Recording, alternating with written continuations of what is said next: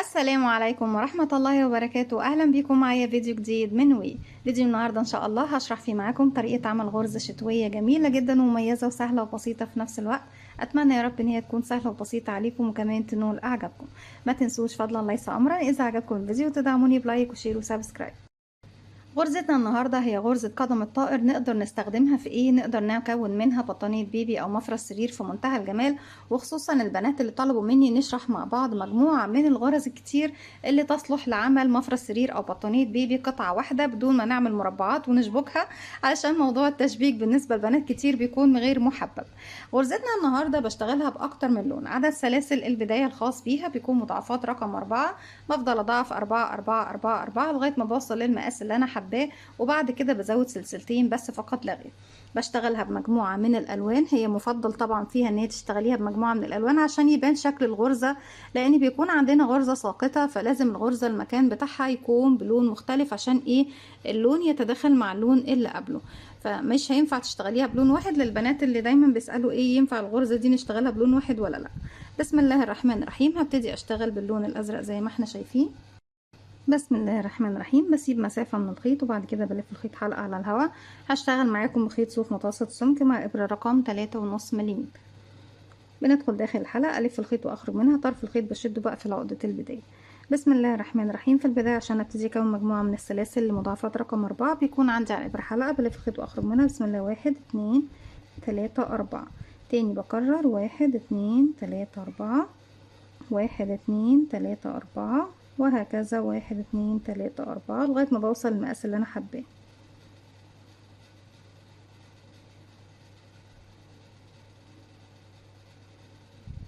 بعد ما ضعفنا رقم 4 زي ما احنا شايفين اكتر من مرة، هزود سلسلتين بس فقط لا غير. 1 2. بعد ما زودنا سلسلتين كل اللي انا هعمله هعمل ايه بقى دلوقتي؟ هعد. هسيب على الابرة حلقة. انا كده عندي على الابرة حلقة عفوا. بلف الخيط لفة واحدة بقى حلقتين عشان اشتغل عمود بلفة. بسيب 1 2 3 4 وبروح لرقم 5. بدخل في الحلقة الخلفية الباك لوب، اسحب الخيط واخرج. عندي على الابرة 3 حلقات. بلف الخيط واخرج من حلقتين يبقوا 2. بلف الخيط واخرج منهم. كده بكون كونت عمود بلفة، والسلاسل اللي سبتها بعتبرها اول عمود بلفة عندي. يبقى عندي هنا 1 2 وهروح للفراغ اللي جاي كمان اكون عمود بلفة. برجع تاني واكرر. العمود بلفة بنشتغله ازاي؟ بيكون عندي على الابرة حلقة، بلف لفة واحدة بقوا حلقتين. بدخل الحلقة الخلفية للغرزة اللي بعدها، السلسلة اللي بعدها اسحب الخيط واخرج. عندنا على الابرة 3 حلقات. بلف الخيط واخرج من حلقتين يتبقوا 2. بلف الخيط واخرج منهم. كده اشتغلت 1 2 3. هاخد سلسلة مسافة وهلف الخيط على الابرة. السلسلة اللي خدتها من فوق بسيب تحتها فراغ واروح اشتغل 3 عمود. 1 2 3. سلسلة، نسيب فراغ ونروح نشتغل 3 عمود وهكذا. اكرر سلسلة 3 عمود، سلسلة 3 عمود، سلسلة 3 عمود. السلسلة اللي باخدها من فوق بسيب فراغ من تحت ايه زي ما احنا شايفين، واروح بعدها 1 2 3 سلسلة 1 2 3 لغاية ما بوصل الى نهاية السطر. زي ما احنا شايفين بيكون شكل السطر الاول بالشكل ده. 3 اعمدة سلسلة، 3 اعمدة سلسلة وهكذا. كده خدنا سلسلة و2 عمود وده 3 عمود. كل سطرين عندنا بيكونوا بلون جديد.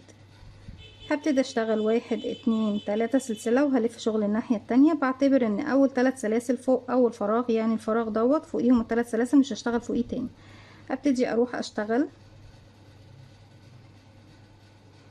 على كل غرزة عمود بلفة زيها، حتى كمان على السلسلة مكان السلسلة اللي تحت هنا هنزل واشتغل ايه عليها عمود بلفة زي ما احنا شايفين.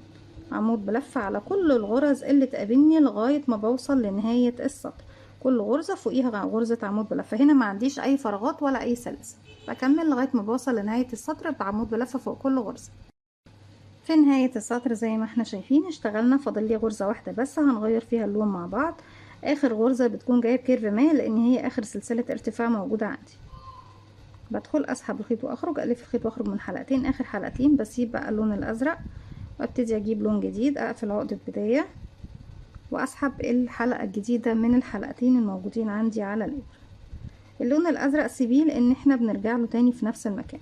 هبتدي ارتفاع 1 2 3 بعتبرهم عمود، ورقم 4 بعتبرها مسافة بين العمود اللي هنشتغله اللي هو ده والمكان اللي هروح اشتغل فيه. هلف الخيط على الابرة. انا عندي هنا اول عمود اشتغلته خلاص، هعد بعد منه 1 2، يعني انا بسيب تحت سلسلة فراغ 1. تمام. العمود رقم 3 انا مش هشتغل فوقيه، شايفين بقى؟ يعني ولا 3 ولا 4، هشتغل في الفراغ. يعني انا كده عندي اول عمود 2 3، في الفراغ اللي ما بين رقم 3 ورقم 4 بدخل في الفراغ اللي في المنتصف، مش تحت حرف الفي لأي غرزة فيهم يا بنات، الفراغ اللي ما بين العمودين بدخل اشتغل عمود بلفة في المكان ده. تمام. وهلف الخيط على الابرة، والعمود اللي هو في المنتصف ده اللي انا اشتغلت قبل منه في الفراغ اللي بينه وبين العمود اللي قبله هسيبه، وهنزل في نفس المكان اللي انا اشتغلت فيه العمود دوت مكان السلسلة اهو. شايفين فراغ السلسلة اللي في السطر اللي قبله؟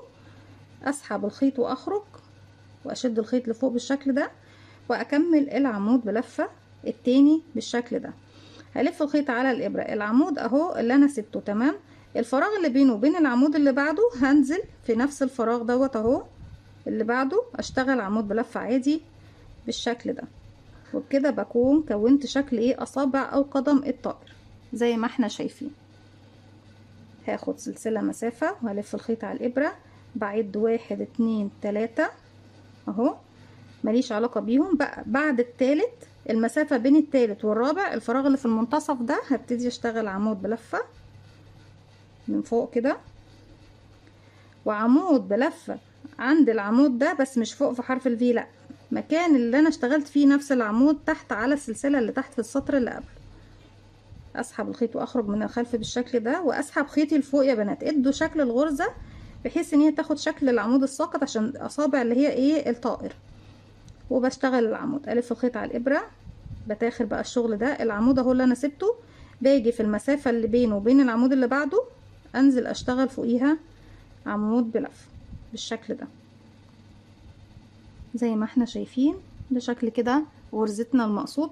ومع طبعا تزايد السطور والالوان بتبص تلاقي بقى قدم الطائر بتبتدي تمتد ايه عندنا في غرزتنا في الشكل بتاعنا كله. سلسلة، هلف الخيط على الابرة، بعد 1 2، بعد رقم 3 بدخل اشتغل عمود بلفة ما بين العمودين، ما بين رقم 3 و4. شغلي بيكون فوق يا بنات ما بين العمودين. اللي بعده العمود رقم 2 اللي هو في المنتصف بيكون عمود ساقط على مكان السلسلة اللي تحت.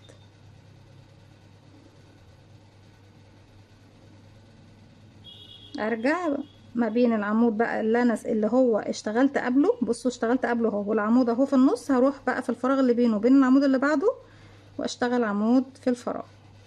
وبكرر دوت لغاية ما بوصل لنهاية السطر. في نهاية السطر طبعا بيكون عندي سلسلة، وبسيب انا طبعا هكمل لغاية ما اوصل للنهاية عشان ما لخبطكوش معايا وارجع لكم تاني.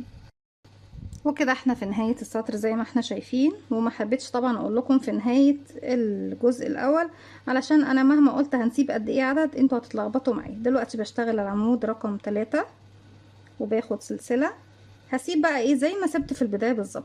انا في البداية سبت عمودين، هنا بردك هسيب عمودين، وهنا في ثالث سلسلة ارتفاع ببتدي ادخل واشتغل العمود اللي في النهاية بالشكل دوت. اصبح معايا نفس العدد اللي ابتديت بيه بس مع اختلاف طبعا الشكل خالص تماما. هبتدي ارتفع 3 سلسلة 1 2 3 واكرر السطر رقم 2. السطر رقم 2 كان كله غرز عمود فوق الفراغات اللي بتقابلني كلها ايا كانت الغرزة، سواء عمود او سلسلة بشتغل فوقيها فراغ. الثلاث سلاسل فوق العمود الاول، فبالتالي مش هشتغل في الفراغ الاول ده تاني، هروح بقى للسلسلة اشتغل عمود وزي ما اتفقنا مع بعض كل سطرين بلون. فوق ال3 عمود بشتغل 3 عمود، 1 2 3، فوق السلسلة بشتغل عمود، وهكذا لغاية نهاية السطر. فوق كل فراغ بيقابلني عمود بلفة 1. زي ما احنا شايفين في نهاية السطر اشتغلت فوق السلسلة اللي بعد ال3 عمود دول غرزة عمود، وفوق السلسلة كمان رقم 3، يعني السلسلة رقم 4 اشتغلت فوقيها عمود، والسلسلة رقم 3 هشتغل فوقيها كمان عمود. وابتدي اغير في نهاية العمود دوت الخيط للون جديد. بسم الله.